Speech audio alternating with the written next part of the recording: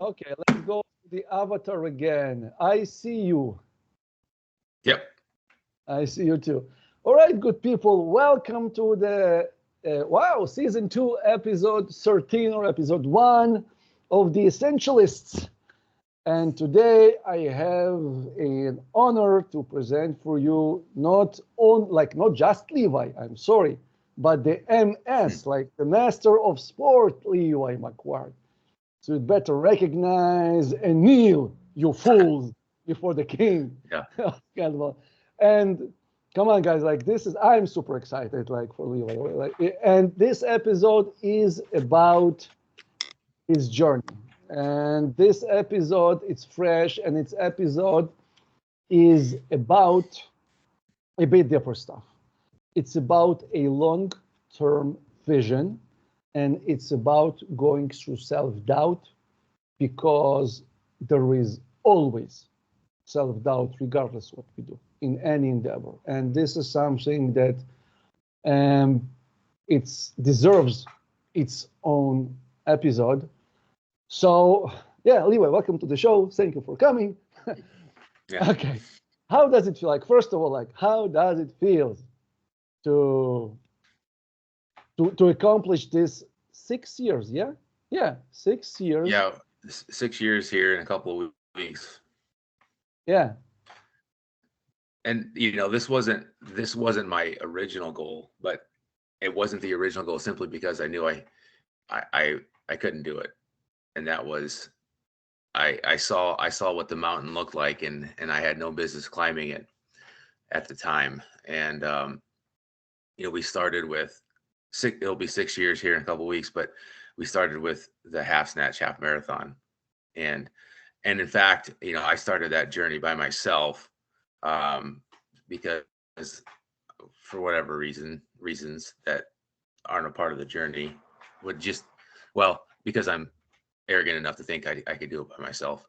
Let's just be honest. But so you had reached out to me in the middle of that training and offered suggestions and tips and things that I absolutely applied. But we didn't really start working together until after November of 2018, and that's when you and I really began to develop a relationship that's lasted through today, and beyond. But yeah, so it's been quite it's been a little over 3 years since we've really kind of focused on two bells, and so 6 years in GS, just over 3 years, 3.5 years in with two bells, and so that's kind of the framework for what happened. And even to be completely honest, even when we started 3.5 years ago, it wasn't 32s and master sport was not on the radar. It was I could barely do the 24s, and so it was something that didn't really click with me until we got further along. And so it went from this will never happen to, oh my gosh, it could potentially happen. And then, the last 2 years were a big fight with everything that was going on with me physically. So yeah, to get to this point after the operation and the injury is pretty amazing. So very relieved. I do feel like a good 140 pounds is off my chest, literally, or 64 kilograms literally off my chest. And so it definitely feels much better. Yeah, so yeah, we have developed the FUC, the fuck you coach relationship. Yep. When I suggested, how about two bells work? And then, fuck you. Won't happen. Not me. Yeah. So, you know what? And I really have a question, because it always happens. And you know it from your perspective, because you as a coach, because you see a person and you suggest, you know what, how about this? And at first, almost everybody say, no, I'm not for that. It's not for me. I'm just blah, blah, blah. And then they kind of, do this loop, and eventually they fall in it. So the question is, how did the double work? like how did this double LC sunk in for you? Because it's interesting. We started with single bell, and it was your strong thing. Like you could like you did it easily, multi switches. You could handle high load because you came from very heavy bells, tossing around, and it was the American Cup. Yeah, stage 1, stage 3. This is how it went, and you did these half marathons. I've suggested 2 bells. You said not happening because my lockout, and because the technique, and yeah, flexibility takes time. But then suddenly something happened, like within you, and you kind of like organically adopted it. If I recall, it began with double half snatch. Yep. Yeah, this is like where you felt comfortable. Okay, like double bells. I'm already doing it, so maybe why not the 2-arm long cycle? Like, do you remember what, like this exact pivotal point when you said from completely like no, not happening, like, you know, maybe why not? Yeah, we had just gotten back from Poland in 2019, and I had another bad set at Worlds where I was very far off of my potential. Just had a really bad performance for various reasons, and we had gotten back states, and I was so sick of training for half marathons and underperforming. I just wanted to walk away from that, and I do like the half snatch movement. I started to play with 2 bells and just very short sets and building up and loading and taking away from a half marathon or training for half marathons just to give my mind a break and to pick up heavier loads, which is where it all started for me with the hard style stuff where you can do 5 reps and set it down and feel good about yourself. So I kind of went back that direction and just enjoyed uh, full well knowing I wasn't done competing, but I just needed a recharge. And during that time, the IKMF president, Stefan, this is right as COVID is being unleashed on the world, and Stefan had decided that since all of the live events were on pause for indefinitely, he was doing this one-on-one uh, online competitions. And he was trying to introduce or in the process of creating an event with double half snatch. And so he had asked me, he'd seen some videos that I had posted, and we didn't know each other well, but I competed in IKMF, and um, he had asked me if I'd be willing to compete against Christian. I can't say his last name, but from Italy. I'm sure you'll remember him.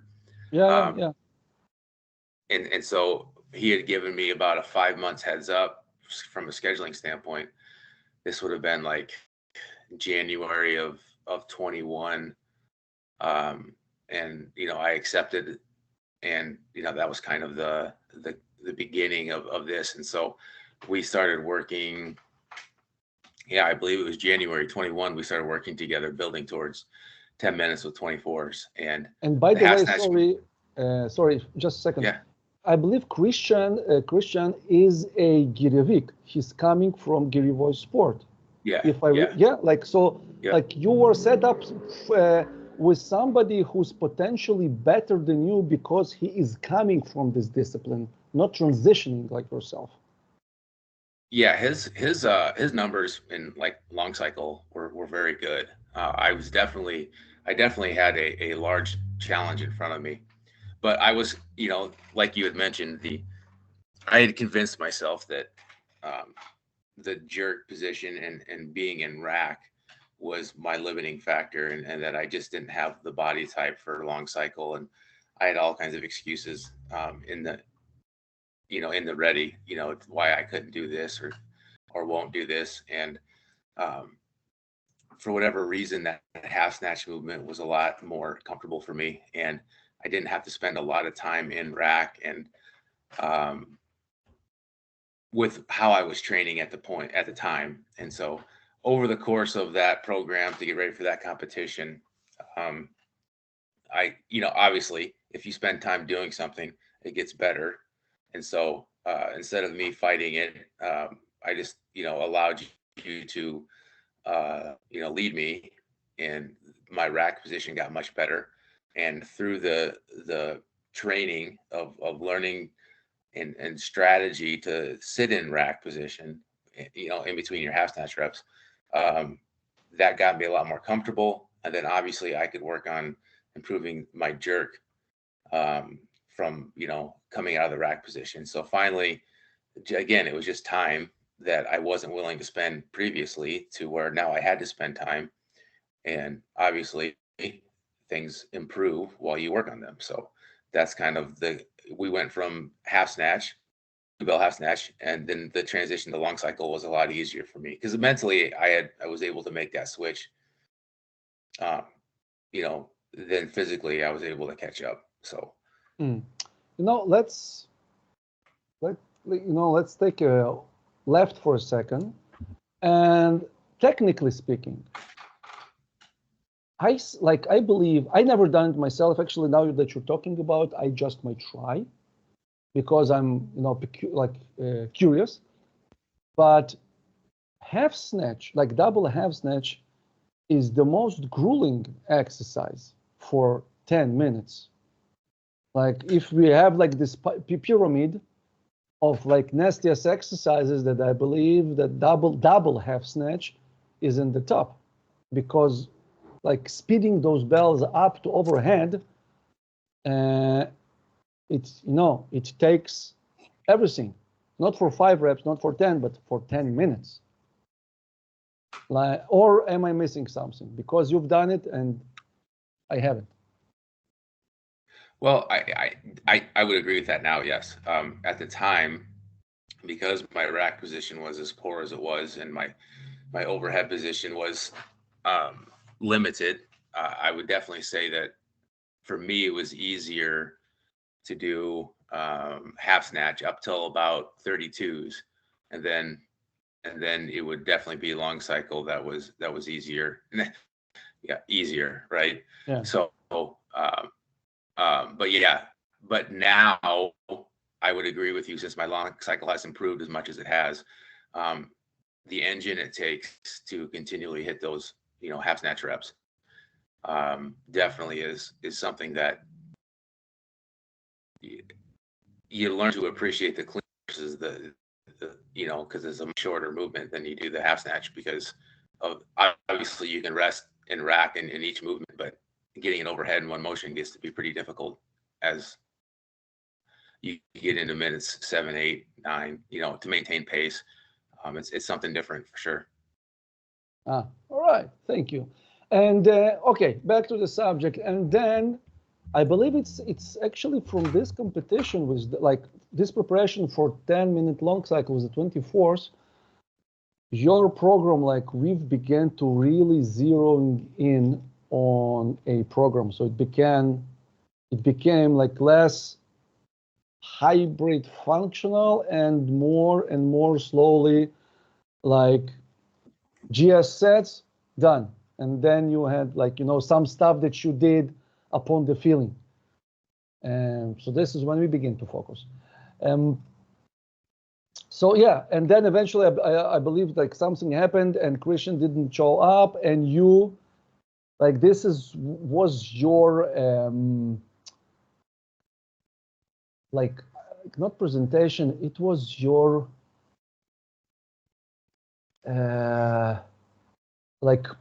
not proof, but it was your character being really presented there. Then when you said that I'm doing it anyway, and you insisted to do this set on your own while Stefan judges it, regardless, and this is the most important word here, regardless of how many people are there seeing you, not seeing you, like zero if what ifs game. Okay, there was a date. You were preparing for the date, and you insisted on competing like on this date, although you had a chance of saying, oh, fine, like, yeah, my competitors cannot attain. So, hey, like, no, I'm getting out of this game clean with my, like ego unhurt. But you've showed up anyway. Like, what made you do it? Like, well, yeah, he had actually reached out to us, to Stefan and I, the day before, and he had injured himself competing in a different competition, and said that he was no longer going to be able to do this. Like I said, we had agreed upon it 5 months ago, and so I was pissed, not necessarily at him. I mean, I was like, why are you, your competition calendar, why agree to something that you could potentially not, do? But also life happens. So I mean, I get it in the sense that you can't, but neither here nor there. I was pissed. I'd spent 5 months training for this, and win or lose, I was going to show up. And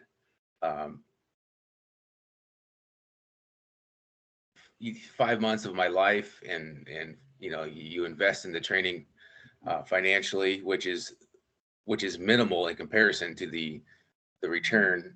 But you spend the money on it. You want to the return was the competition, and so I just told Stefan, canceled it because there wasn't 2 people. I said, you can cancel it if you want, but I'm still going to do it, and I'm still going to put it on YouTube, and I'm going to pretend like it's real. And whether it counts or doesn't count, it's going to be there because I trained for it and it matters to me.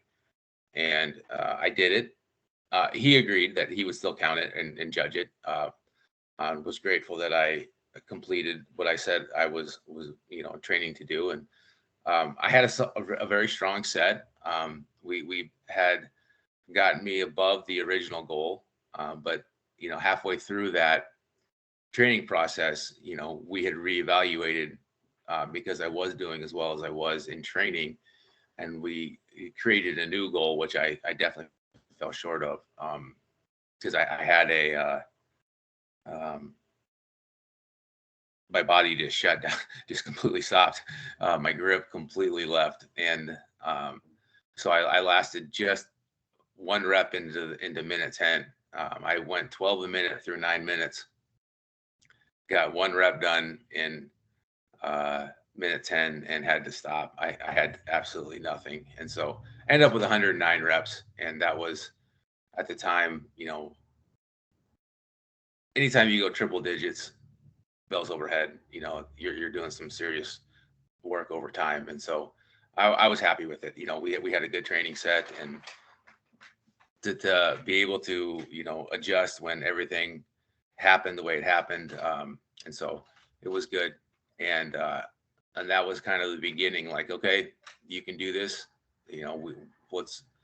Let's make this a part of the training. And we did a couple of, because it was COVID, we did a couple of online competitions, and another 10-minute set with 28s. And then after that, we kind of switched towards focusing towards the long cycle again, because my rack position had improved so much that I was able to work on doing better with jerks, and my overhead position, my fixation was much better, and that's kind of led to where we are now. So yes, and this is exactly. So suddenly it seemed real, like suddenly it's not that far.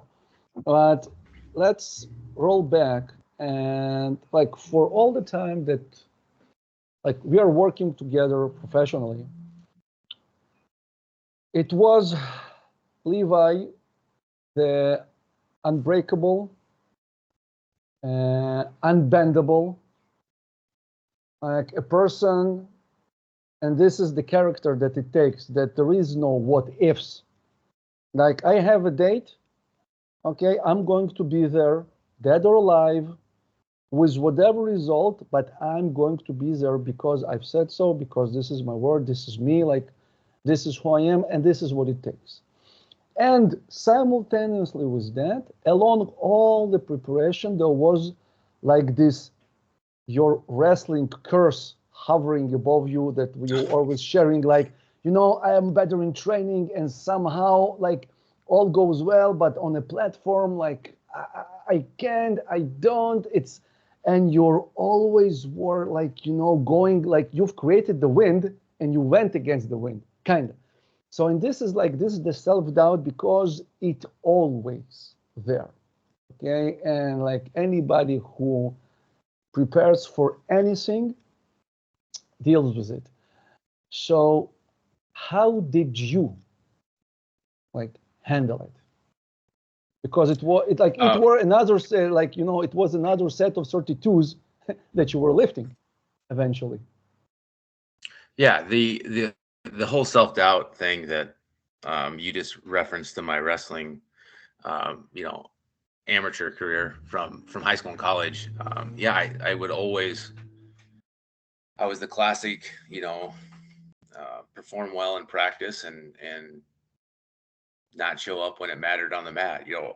Always beating the people I was supposed to beat, but never beating the people that were, that always keeping me from where I felt I should be finishing, talent wise and things like that. So it was a constant battle. My dad was my wrestling coach in high school, and obviously like the main influence of everything that I do. And we had a great relationship, father son.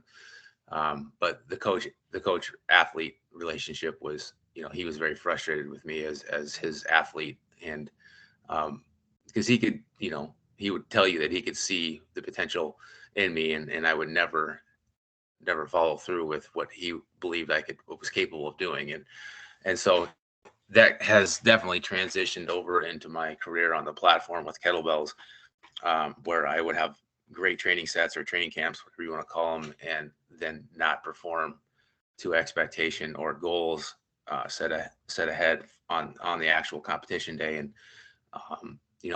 doing it in person live was always even more difficult than online competition. So this was no different.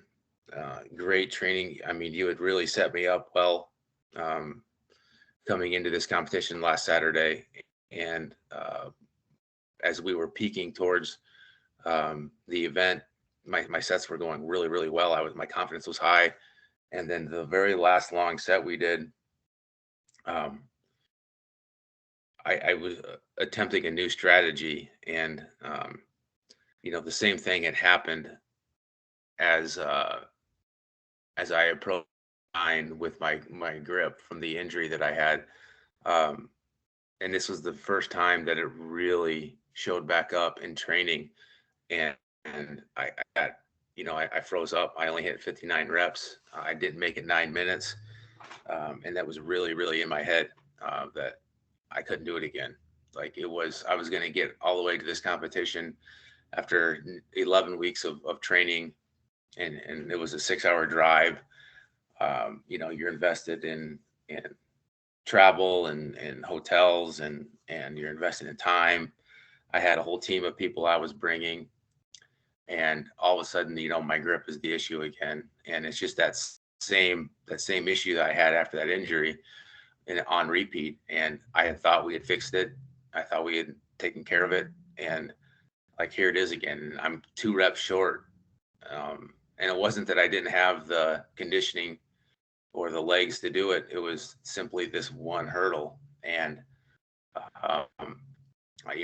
very frustrated with myself. And I definitely took it out on those that care about me most, just because I'm a head case. And I had you speaking, positive and life to me. My wife and daughter definitely. Some of my gym members and we'll call them teammates, because they were competing as well. Were trying to talk me down, and I was just at a spot where it just wasn't. Again, the doubt had set in, and we talked about the imposter syndrome, and it was like, here we go again, just another failed attempt at the platform, and you're never going to do it just because you never do it. You're just all talk. And so, to finally actually to get onto the it was, and it probably 3 minutes into the set, it was like gosh, this is hard. And but after that, I don't know what happened. It was just when like the next 5 minutes just kind of like faded away, and I was on autopilot.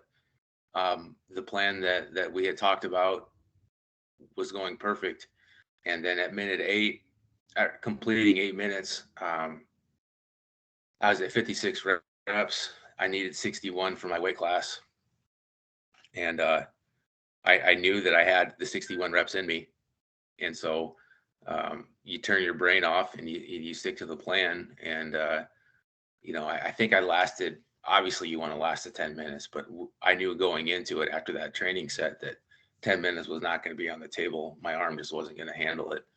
And I got through 64 reps and in that next minute. And, I knew, as I said, I knew I could hit the 61, and then 62, 3, and 4 were just, one rep at a time. And I thought I had 65 in me. And I went down to reclean it, and it was the grip, it was tapped. But it's okay. It was, more than I had hoped. I actually achieved the goal on the platform when it mattered. The only time it's mattered. This is the first time I'd ever hit a PR in a competition versus a training set. So, and like we have talked, and I'll tell anyone that wants the training sets are not competition sets. They're so much easier. Training sets are.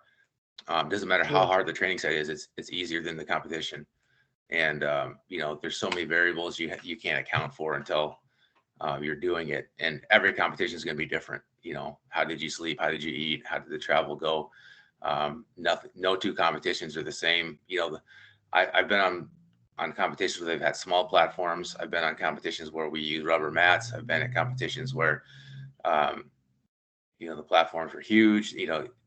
What's the atmosphere like? Is it a big room? Is it the small? I've competed in huge gymnasiums. I've competed in small conference rooms at hotels. And, what's the airflow like? How many people are watching? What are the acoustics like? The temperature in the room. There's just so many.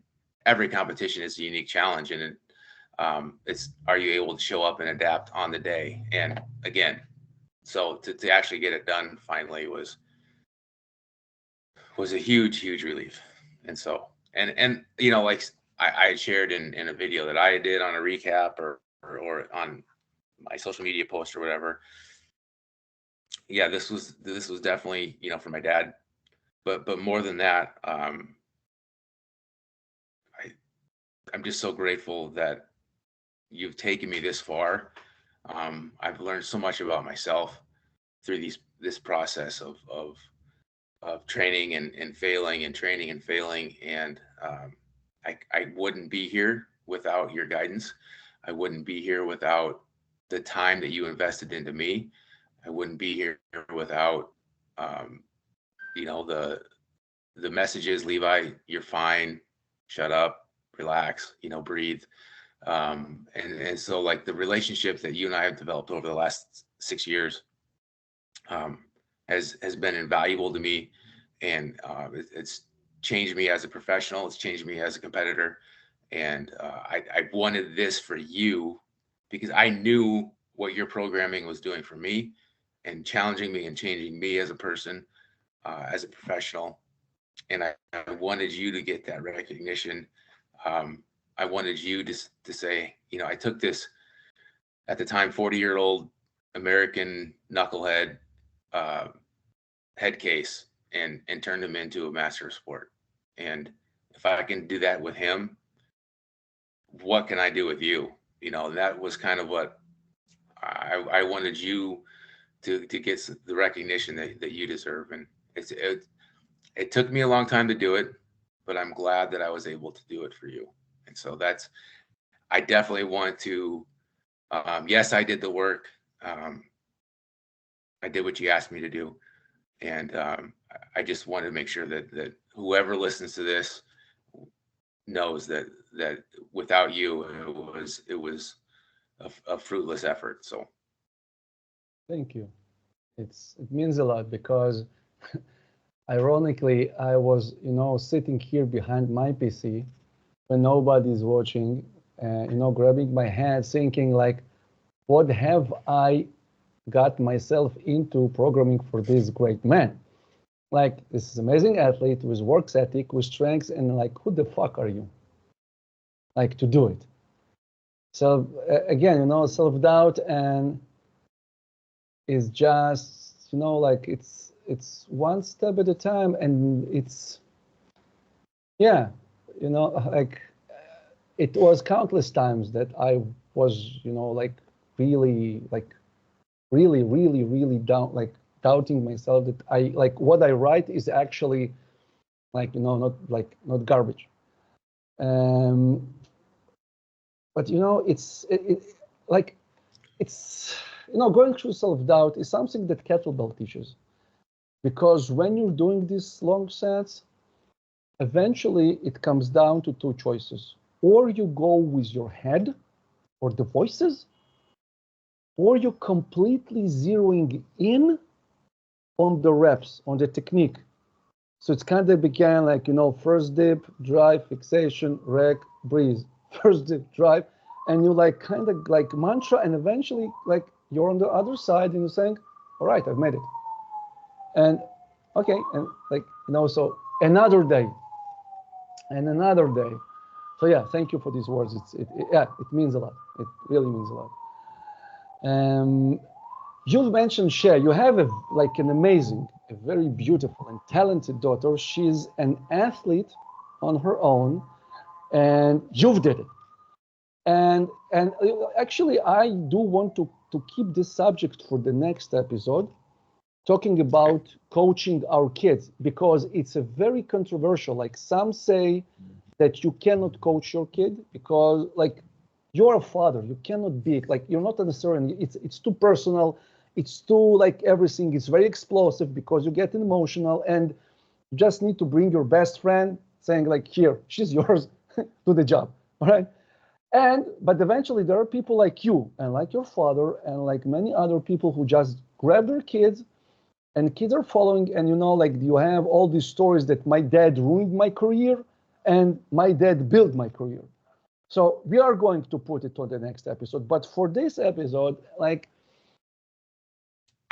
let's say, like, what would you say to Shay if she comes to you, like self-doubt wise, and says like, Dad, I know I can do it, but I don't believe I can.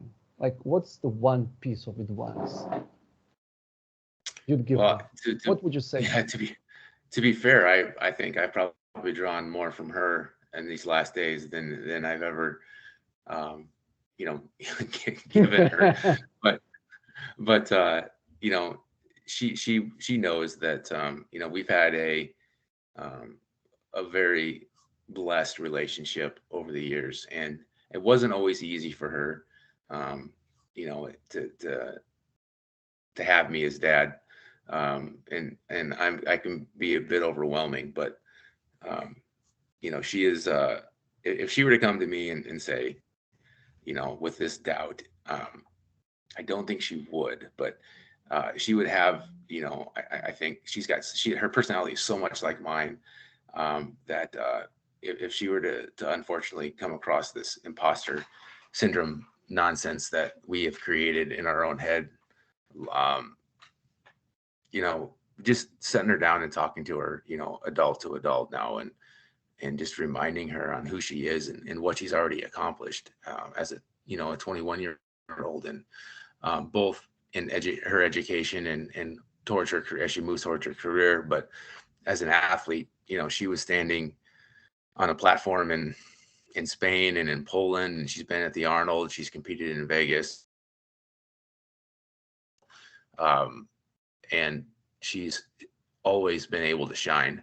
And she's got those experiences to, there was a time where she was writing a TED talk and training kettlebells and competing overseas all at the same time. And I said, if you can manage doing that kind of stuff with that kind of workload at your age, there's nothing that you can't handle. And just drawing upon past successes and past experiences, we learn as much from success or from failure as we do success. And she doesn't have a lot of failures from, because she's of her age and just, life hasn't, assaulted her yet. thankfully, but you know, those past victories, those past failures are defining who we become in the future. So, you know, for me, looking back on my own experiences, where I've always, you know, in my mind, come up short until recently, just sitting her down and saying, hey, this is what you've done already. This is what you've accomplished already. This is this thing that you're worried about right now that you don't think you can handle, or that is causing some issues. It doesn't matter in the big picture. You know, it doesn't define who you are unless you allow it to. And we don't want a situation or an event to define who we are. That's just, whether we're successful or not, that's not who we are. You know, and we believe that we're an image bearer of Christ, made in his image. And so, are we doing what we are called to do and created to do? That's far more important. And so let's, you know, keep things in perspective. Win or lose on the platform, it's easy to say after having a successful competition. It doesn't matter, because when you come up short, it matters greatly. But you know, just again, that perspective is so important and so key, and to realize who you are, and who you're becoming versus just one single event. Yeah, and it is a very yeah, it's a very beautiful thing, and it's a very beautiful thing to pause here and think. So, thank you, because we do not want to stretch it, and we are going to pick up on that subject of, you know, children in general, what's happening, and coaching your own kids, or, you know, like coaching kids, because you do work with young athletes. So like there is parents behind them. Like like you don't coach young athletes, you're basically coaching their parents, right? Yes. And it's like, so yeah, so this is what we're going to talk next week. And thank you again, congratulations. Like Thank you, Coach. yeah, it's an amazing, and thank you. And now go enjoy Excel free random stuff with kettlebells. Yeah. You know, Yeah. having fun and really resting, like well deserved. And like, I don't know, like if scotch or beer coming in the celebration party, but they really earned and must be enjoyed. And again, thank you. And I'll be seeing you next week. As simple Yes, as. sir. All right, thank you, good people. We're saying goodbye, and we'll say hi next Wednesday. Sounds good.